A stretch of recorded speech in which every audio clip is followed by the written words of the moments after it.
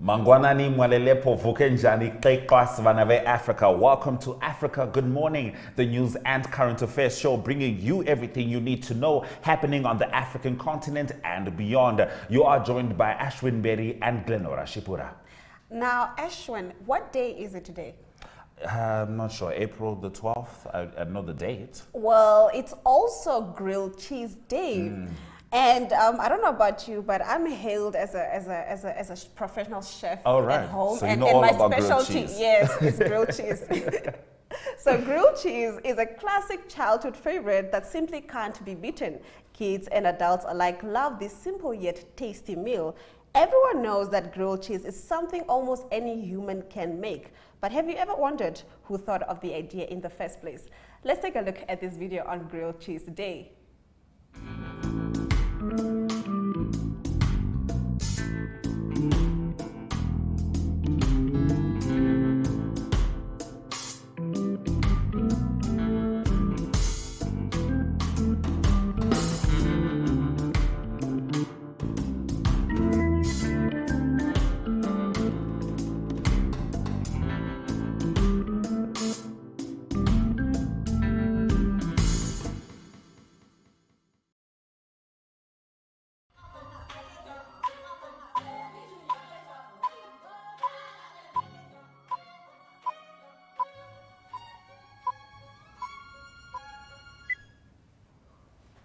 Today is Tuesday, the 12th of April, and these are your top stories.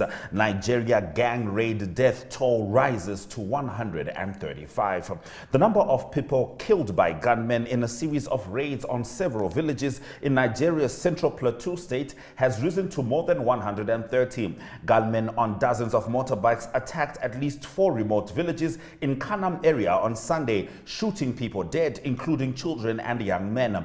A traditional ruler in the area told the BBC that 135 villagers were among the dead. He said 16 members of a self-help vigilante group were also killed.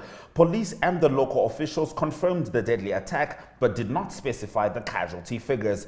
The attackers stole livestock and burnt down dozens of homes. Hundreds of people have been displaced and some are missing after the attack. Residents are complaining that security forces took nearly 24 hours to arrive after the raid. They say this is the worst violence they've ever known in that area. Nigeria is grappling with a wave of violence by armed gangs who frequently carry out killings and kidnappings for ransom, mostly in unprotected rural communities. In our next story, South Africa ex-leader to institute private prosecution against prosecutor Billy Downer. Jacob Zuma has continued his bid to remove the lead prosecutor from the highly anticipated corruption trial against the former South African president that commenced on Monday. Zuma faces multiple charges of fraud, racketeering and money laundering related to a $2 billion 1990s arms deal with several European companies. He is also charged alongside French company Thales. Both deny the charges, which Zuma claims are a witch hunt by political rivals. Now, last month, the Supreme Court of Appeal rejected Zuma's application to have prosecutor Billy Downer taken off the case. Downer was accused of bias and leaking confidential information to a journalist in contravention of the National Prosecution Act, among other complaints. Now, the SCA dismissed the application for leave to appeal on the grounds that there was no reasonable prospect of success and there was no other compelling reason why an appeal should be heard. Now, the Jacob Zuma Foundation says Zuma's legal team have been instructed to institute private prosecution against Mr. Downer in the next few days. A reconsideration application has also been filed, a petition to hear the appeal to the president of the SCA. Now swinging over to South Africa in what is being seen as many as stoking the fires of xenophobia, anti-immigration movement Operation Dudula launched in Durban. Hundreds of Operation Dudula members have marched through the streets of Durban demanding that the government take strong action to deal with high numbers of illegal immigrants.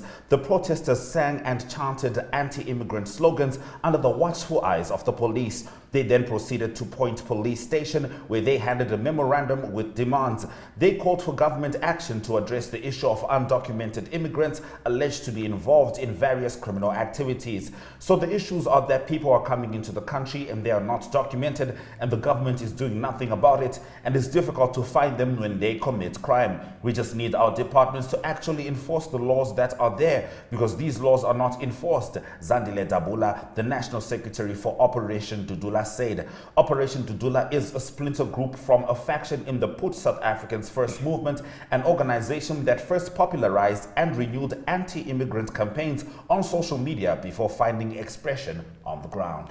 U.S. teens recruited to drive migrants from Mexican border. Mexican youth have long guided migrants into the United States. Recruiters tell both Mexican and U.S. teens they are unlikely to face legal consequences because they are minors, according to around 24 government and law enforcement officials, attorneys, migrant advocates, and local residents Reuters spoke to. Now, U.S. children as young as 14 learn of the work from social media and friends and transport mainly Mexican adults. The young drivers can earn hundreds of dollars per migrant, and locals jokingly call them Ubers. Some see it as a way to get ahead in Sunland Park, a working-class town with 3 times the national poverty rate, where a third of residents are under 18 and many children live with grandparents. But the job can be dangerous, and federal authorities in New Mexico appear keen to crack down on the juvenile drivers. Teen drivers tend to flee at high speed when officers try to stop them, according to Border Patrol officials. That can lead to pursuits by Border Patrol and crashes.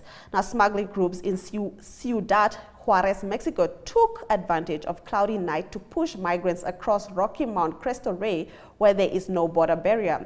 Unless the child has been in trouble before, the majority of juvenile cases result in a probation until the age of 21. In our next story, Gambian President's Party gets 19 seats in legislative vote. Gambian President's political party won a narrow victory in the legislative elections held on April 9. Adama Barrow's National People's Party won 19 of the 53 parliamentary seats up for grabs, according to the country's Independent Electoral Commission.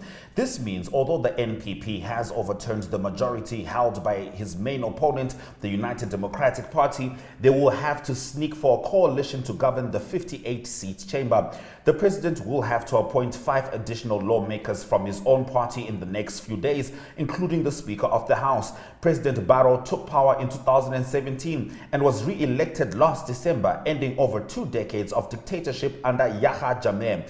Among several challenges facing the Gambian president in West Africa's young democracy, a response to recommendations from a commission that investigated crimes committed by the state under Jammeh regime is expected. The new parliament is due to be sworn in on April 14.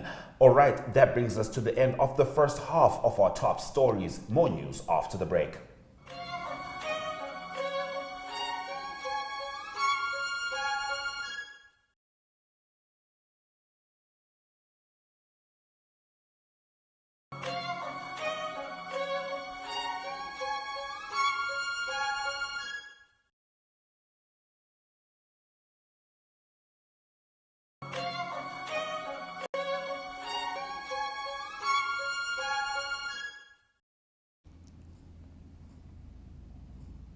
Welcome back to Africa Good Morning. We now continue bringing you the latest news.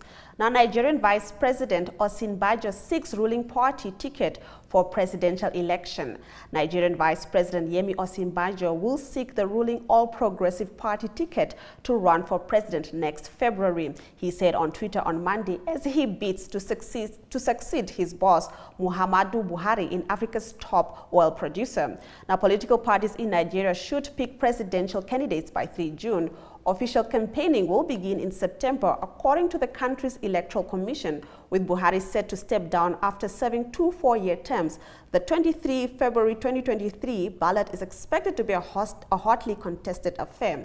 Now, supporters tout Osinbajo as a safe pair of hands who would provide stability and pursue a more liberal economic policy, including easing of forex rules. He has previously criticized the central bank for maintaining foreign currency controls, but he may find it difficult to distance himself from the policies of his boss, Buhari, who critics accuse of racking up huge national debts and failing to end an Islamist insurgency in the northeast and kidnappings for ransom by armed gangs in the northwest. A deputy to Buhari since 2015, Osinbajo has to fend off a challenge from Asiwaju Bola Tinubu, a southern Muslim and wealthy power broker and former governor of Lagos State, the commercial engine of Africa's biggest economy. Now in our next story, Somalia all-female media unit breaking stereotypes. An all-female media unit has been launched in Somalia with the aim of overturning stereotypes and combating challenges surrounding female journalists in the country. According to the UNDP, which launched the initiative, the unit is aimed at providing a space where women media professionals can work with real decision-making authority and free from harassment. The female-led unit dubbed Bilan, which also means bright and clear in Somali, is made up of 16 members. Bilan will be fully independent to pick its own projects which will be aired on TV, radio, print and online by one of Somalia's leading media houses, Dawsan Media Group, and international media houses as well. A recent survey found that Somali women journalists faced harassment not just when conducting field work, but also in offices by their male counterparts. They also reported being denied training opportunities, promotions, and belittled even when they did reach a position of power. In our next story, Tunisian protesters, Tunisian protesters accuse presidents of failed dictatorship. Now, Tunisians on Sunday protested against President Kais Saied, accusing him of imposing one-man rule in the North African country after he dissolved parliament last month. A political crisis in the country intensified last month when more than half of the members of parliament held an online session to revoke Saied's decrees. We are facing a failed dictatorship that is leading the country to an economic disaster. We will continue to protest in the streets until a coup is forced to reverse its decisions, Chaima Issa, an activist, said. Now, many members of parliament participated in the protest on Sunday, which took place with a heavy presence of an anti-riot police. Protesters chanted, "The people want to overthrow the coup." After last month's online session, which Saied dissolved, anti-terrorism police summoned the main opposition figure, Rashad Ghannouchi, and other lawmakers for questioning prompting criticism from abroad as well as at home. Ghanouchi, who is the parliament speaker and head of Islamist Ennahda party, said other virtual sessions would be convened. Now, a delegation from the European Parliament will visit Tunisia this week to urge the return of the democracy established after the 2011 revolution that ended the autocratic rule of the late President Zine El Abidine Ben Ali. Now, swinging over to Mozambique, human rights activists demand protection from threats.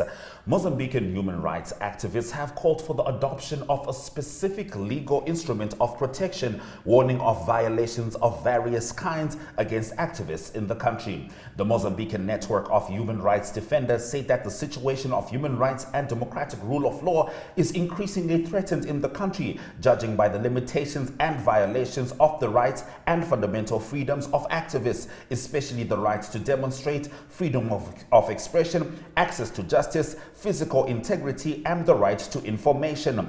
In a report, the network reports some episodes of violation of their rights, calling for exploring other legal and effective means to strengthen protection. The association also said that human rights defenders in Mozambique are victims of threats, smear campaigns, arbitrary arrests, and ill treatment, being at risk of violent attacks and assassinations by criminal gangs, including at the behest of state bodies or entities.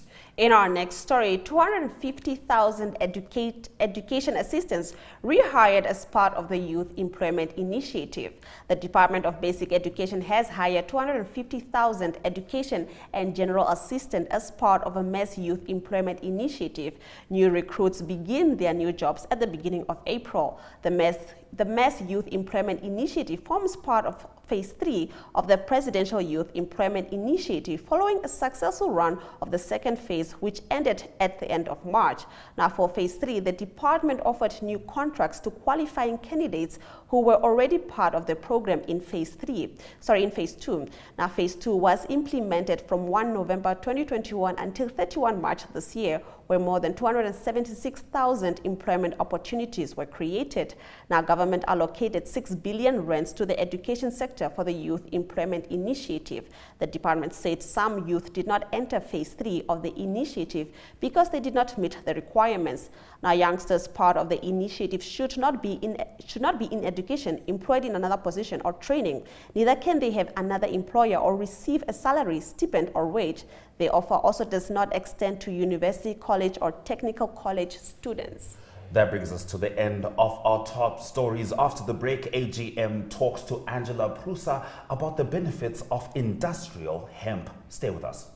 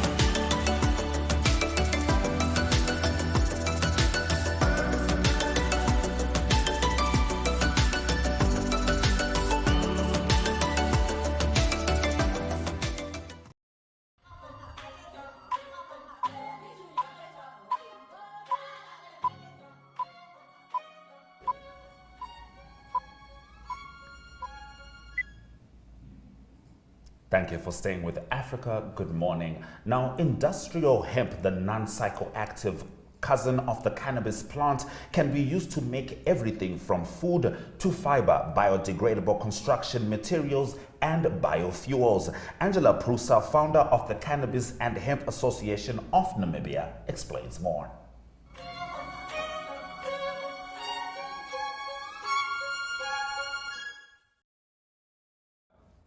Now today we're going to be talking about something very interesting, and I'm sure you can see all of these goodies laid out in front of me. So this is industrial hemp, the non-psychoactive cousin of the cannabis plant, and it can be used to make everything from food to fiber, biodegradable construction materials, and even biofuels. Hemp cultivation is changing the face of agriculture and creating huge new economic opportunities. I have the honor here of being joined by Ms. Angela Prusa, the founder of the Cannabis and Hemp Association of Namibia. Welcome, Angela. Thank you so much for having me. Thank you for taking time out of your busy schedule to be with us. It's an absolute pleasure. All right, so we're just going to start with, a basic description. Yeah. What is hemp and how does it differ from cannabis? So, like you said, they're cousin plants. So essentially it's from the same genetic family, Cannabis sativa. And the difference is that the THC content in hemp is internationally defined as less than 0.3. So it can't get you intoxicated or high, as people would say. And as well, the plant itself grows a little bit more tall in height and is more fibrous. And it's used for industrial purposes, basically. Okay. As you can see, these are some of the products. We'll get into the products, because I'm very interested in finding out, and I'm sure all of you are too, to find out what all of these products are. So we know that it can be used to make a variety of products, some of them which are here. Could you just briefly speak to us about some of the products that you have for us here? So let's start by the product that I think could be the most beneficial to Namibia and contribute, to our country's not just economic growth and job creation and industry creation, but also the well-being of the people. And that is this, which is a brick made from hemp. Ooh. It only uses hemp and lime. Okay. And this is the hemp hurt, so this is the hempcrete, which is the leftover product after you've made your textiles or your rope or your plastic or your paper. Mm-hmm. And basically, this is like you being able to grow your house in 3 months. Wow. And as well, hemp bricks are fire retardant. So this doesn't burn, no matter how hot you try and burn it. So they're fire retardant. They are pest resistant, mold resistant, and because they breathe, it's really healthy to live in. So as a construction material, this is absolutely amazing for building, healthy housing to live in that is sustainable, that is carbon negative, because as hemp grows, it sequesters carbon out of the atmosphere and it cleans the soil. So you're building carbon negative houses. And then to insulate your house, you've got insulation made from hemp. Wow, okay.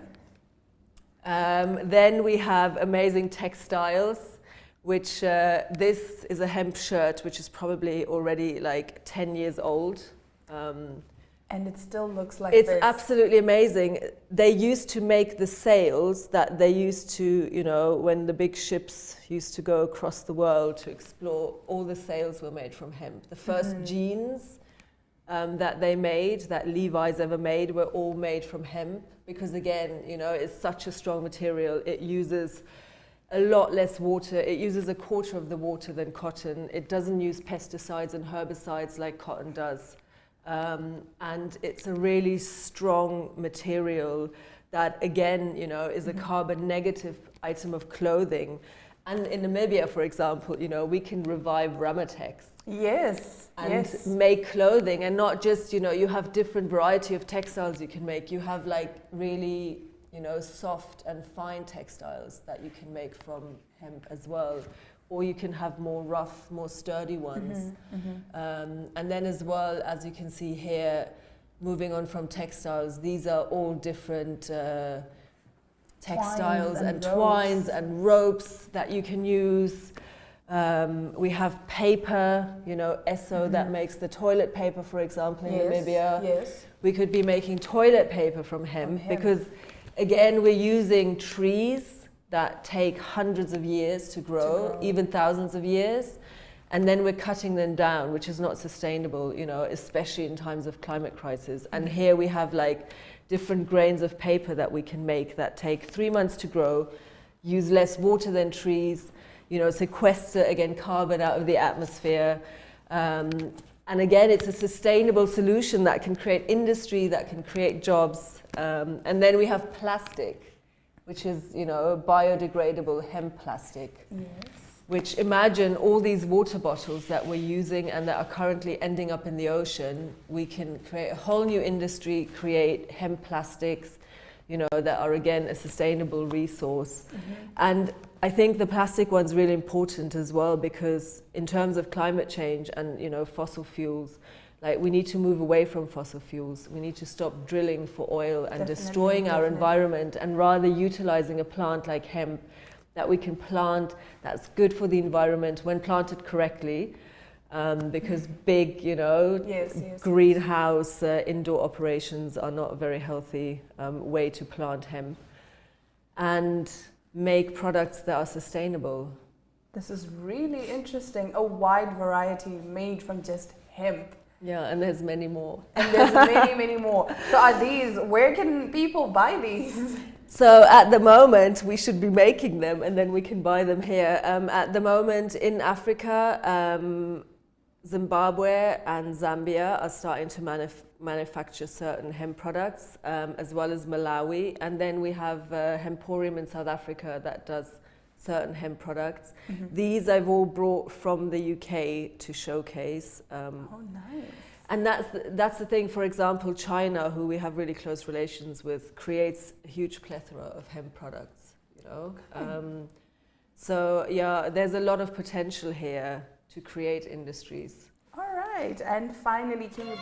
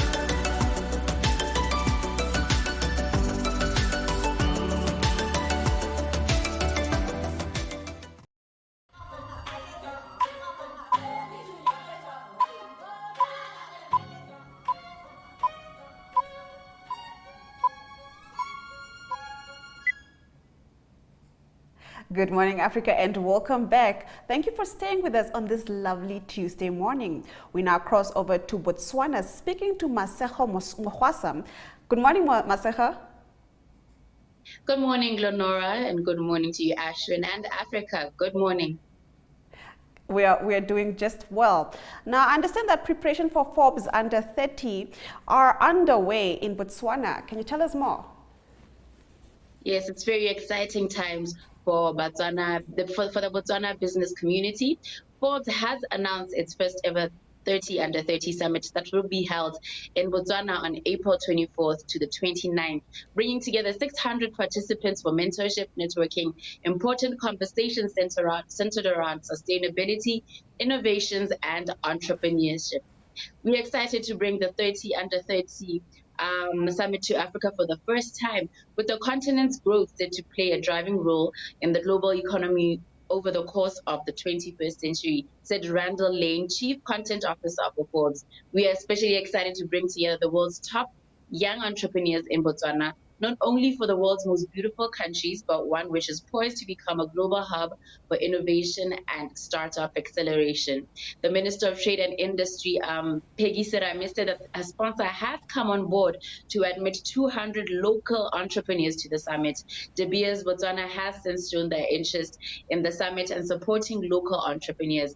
The objectives of the event is to promote youth development and entrepreneurship, provide platform for networking for young entrepreneurs, and position Botswana as a preferred destination for meetings, conferences, and exhibitions. Now, outside of the 200 local entrepreneurs sponsored by various sponsors, this will obviously bring a lot of industry and trade and business to all the peripheral businesses, and especially in the capital city. You know, every time there's an influx of people into a country, it drives the economy, even if it's just for a couple of days.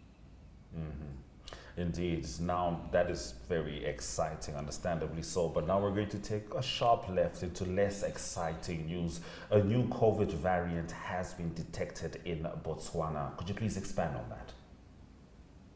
Yes, we're hoping for a better reaction from from the rest of the world this time, as we discovered yet another variant of the COVID-19. The Ministry of Health and Wellness wishes to inform the public that our scientists have been investigating a new COVID virus mutation detected in Botswana. On further analysis and verification, these mutations, which have been so far detected in 4 people in Botswana, have been noted as new sublineages of the Omicron virus variant. The preliminary finding of this new sublineage in Botswana has been designated as Omicron BA4 and BA5. The 4 cases are currently being monitored to gather more information about the potential impact on disease spread and severity. The foursome comprise residents and non-residents aged between 30 and 50. The ministry, in collaboration with other stakeholders, including regional and international bodies, is still studying properties and characteristics of this sublineage in order to gain more data and knowledge about its behavior. The ministry awaits further guidance from the World Health Organization on how to manage its transition. I really, really hope that this is just a sublineage that is weaker, as we've seen with the original Omicron variant. Indeed. Well, do keep us posted on any further developments. Now, I understand that a member of parliament calls for 10 more constituencies. Can you tell us more? Yes, last but not least in my stories for today, Member of Parliament for Selibe Pico West, Ditapelo Gotv, has called for the increment of constituencies from 57 to 67. The legislator yesterday in Parliament proposed an amendment of a motion by Member of Parliament of Gaborone North, Mphoba Lopi, which requested that House increase number of elected members of National Assembly by 4. Gotv instead proposed an increment of members by 10, emphasizing that the large size and geographic locations of some constituencies became a burden to the members of parliament representing them. He was of the view that the increase of by 4 would be inadequate, as more constituencies need to be divided. The House adjourned while the debate on the proposed amendment was still underway. Very, very interesting news. And it is true, a lot of constituencies in Botswana are overwhelmed either by size or by population size or by geographical size. So I really do hope that there's progress in this matter. All right. Thank you very much, Maseko, for bringing us all the pertinent stories from Botswana. Thank you for having me, and enjoy the rest of your week. We certainly hope to enjoy the rest of our week, but prior to that, we'd like to enjoy the rest of our day, and that begins by checking out the weather forecast. Up next.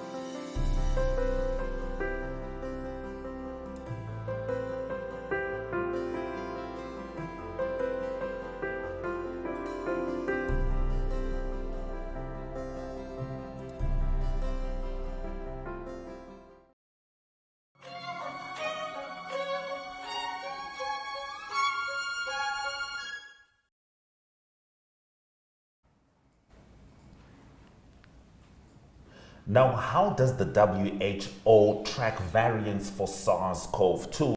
the virus that causes COVID-19? What are the challenges on the ground? And what variants is WHO tracking at this very time? The World Health Organization's Dr. Maria van Kerkhove explains in Science in 5.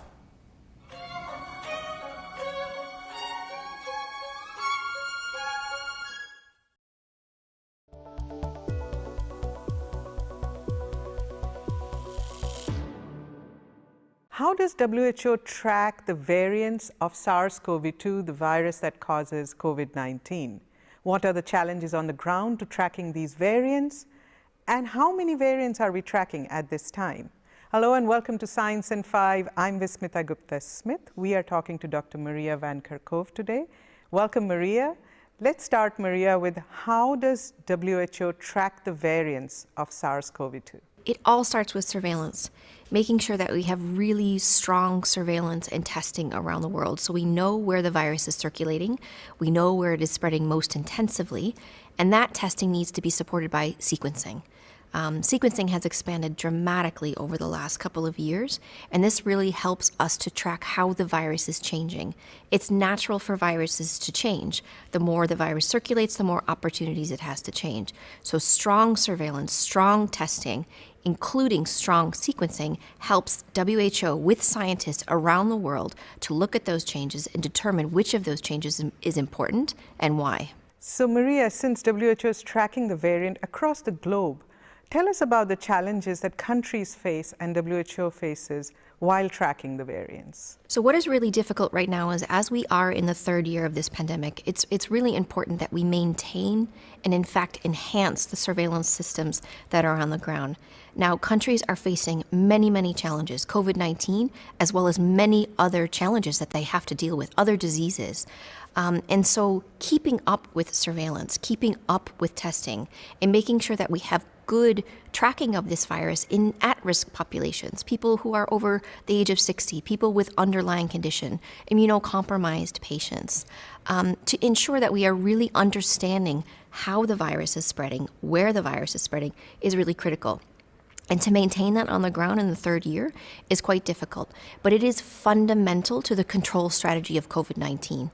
Not only do we need to improve vaccine access, as you hear us talk about a lot, we also need to maintain public health services like surveillance and testing and sequencing. And this is critical for us to be able to determine how this virus is changing, and importantly, what that means for us in terms of our countermeasures, looking at public health and social measures, looking at the use of antivirals, and looking at different therapeutics, as well as ensuring that the COVID-19 vaccines remain effective. And I just want to highlight that the COVID-19 vaccines remain incredibly effective at preventing severe disease and death, including against the latest variant of concern, Omicron. So let's come now, Maria, to the variants that WHO is currently tracking. WHO is working with surveillance officers, public health officers, experts around the world to track this virus. We work with our technical advisory group for virus evolution to assess each of the variants and the mutations that are being detected. There are 5 variants of concern that WHO has classified as variants of concern at a global level. The latest is Omicron. And in fact, we are following several sublineages of Omicron. You've heard us talk about BA.1 and BA.2. There are other sublineages that are circulating as well. So we work with experts around the world to look at the characteristics of the variants of concern. Are they more transmissible? And Omicron is more transmissible. In fact, BA.2, one of the sublineages, is even more transmissible than BA.1. We're also looking at severity and looking at, are these variants of concern causing more or less severe disease? Now, we do know that Omicron is less severe compared to Delta, the other variant of concern that was circulating, but Omicron has now replaced Delta worldwide, and it is not BA.2 is not more severe than BA.1, as I mentioned. But we're also looking at antivirals, we're looking at vaccines, and again, our vaccines remain incredibly effective at preventing severe disease and death, including against both of the sublineages of BA.1 and BA.2. Thank you, Maria. That was Science in 5 today. Until next time then, stay safe, stay healthy, and stick with science.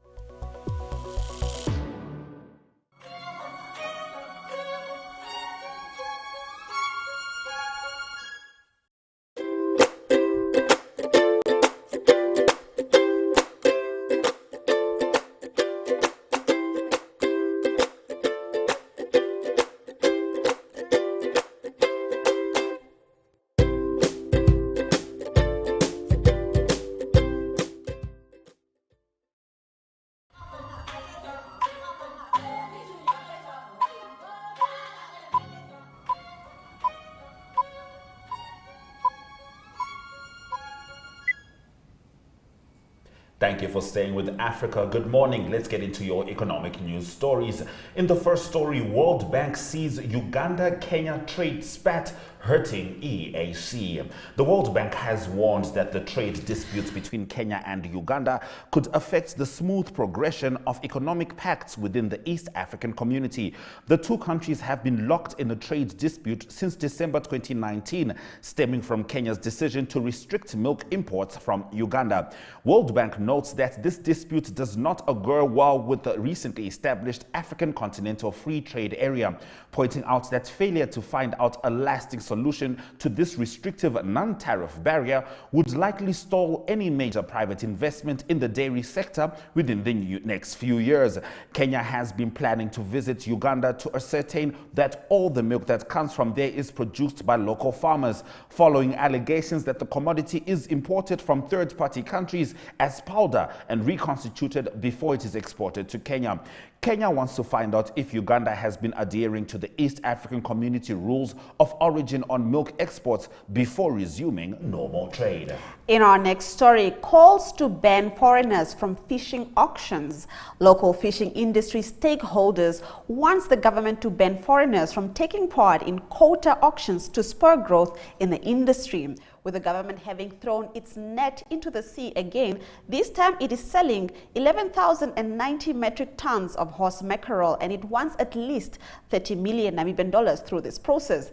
The previous 3 auctions flopped after the government failed to reach its financial revenue targets. Now, the Fisheries Ministry yesterday announced that it will have its 3rd auction in the space of 12 months. However, industry players claim the government could rake in much more funds if Fishco was given the quota.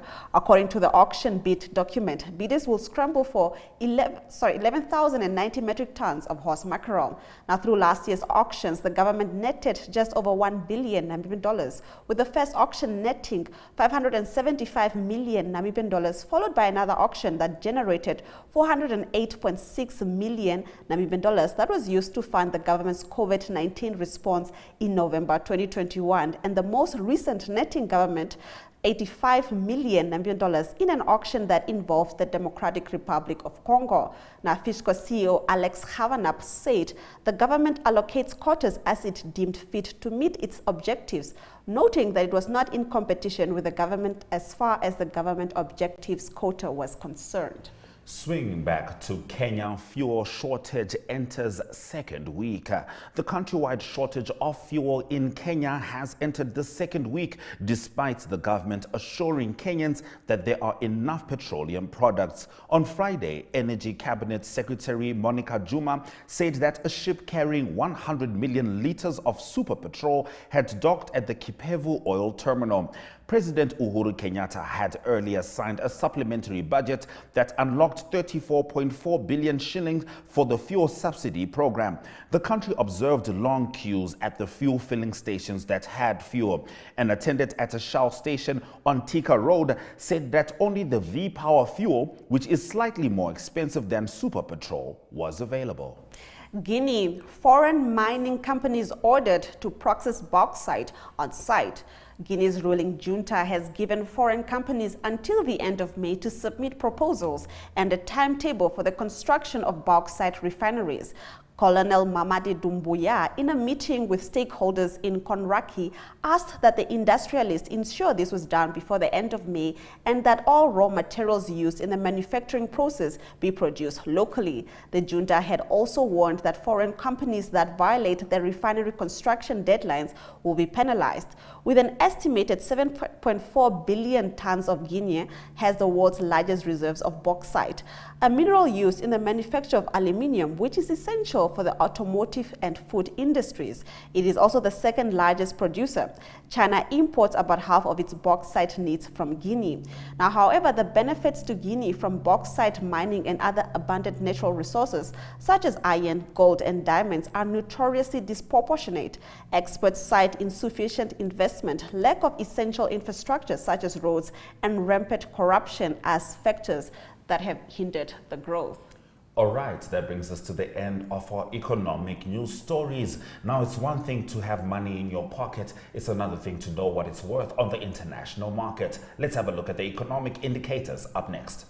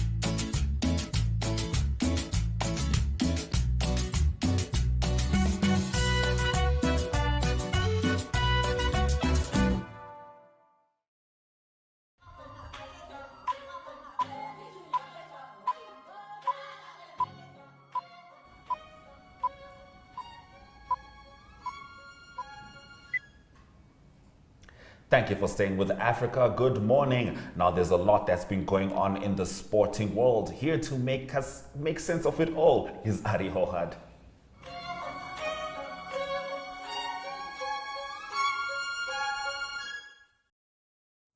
Good day, everyone. It's time for international sport news, and start off with hockey news. It is the Hockey Women's Junior World Cup that's taking place in South Africa in Potchefstroom, and the quarterfinals and semi-finals are done. The semi-final results I can give you is the Netherlands that beat India by 3-0, and then also a big win for Germany. Germany beat England by 8-0. Massive win for Germany. They seem to be the favourites going into the final to be played against the Netherlands, and it was also in the quarterfinals that Germany played well. They knocked out the defending champions Argentina.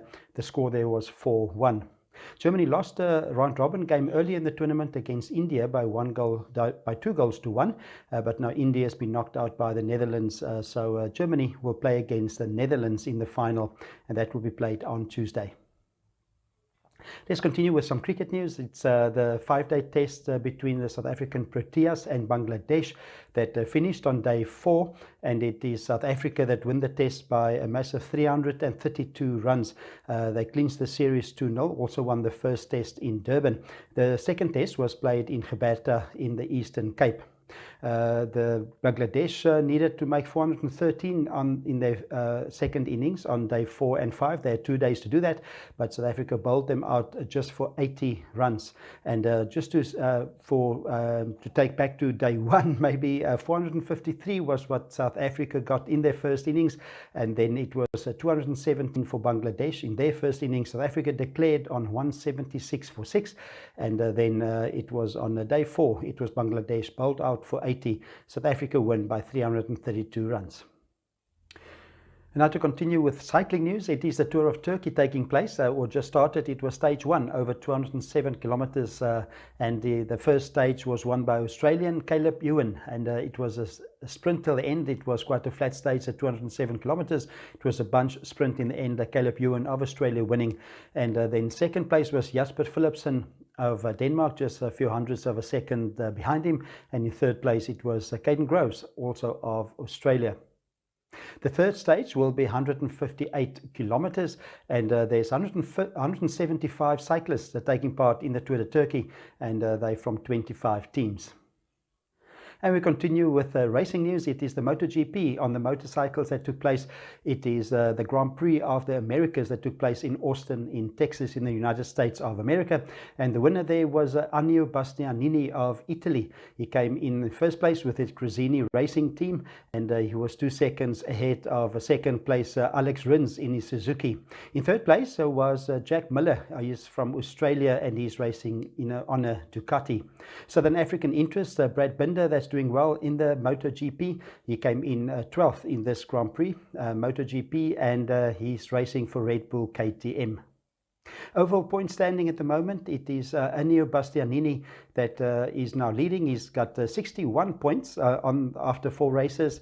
Alex Rees on 56, and then in 6th place is Brad Binder of South Africa on 42 points. And to close off the international sport, let's go into golf news. It was the Masters, US Masters, that was completed. It's Scotty Scheffler that won the Masters, his first major win. The big news was Tiger Woods competing in the major, in the Masters, and making the cut, playing all 4 rounds after a serious leg injury in a motorcar accident. And after the tournament, Tiger Woods confirmed that he will indeed play in the British Open. That's going to take place in July. That will be in Scotland at St Andrews. And that date will be the 14th to the 17th of July. Tiger Woods started before the Masters. He was number 944 in the world. He went down to 745, but he's a 3-time champion. He won 2 of his tournaments, 2 of his British Open titles at St Andrews. So he will most likely get an invite from the organisers to tee off in the British Open. It is the 150th British Open that will take place. That is 14 to 17 July later on this year. So that's international sport for today. Hope you have a great day. We'll talk again tomorrow. Goodbye.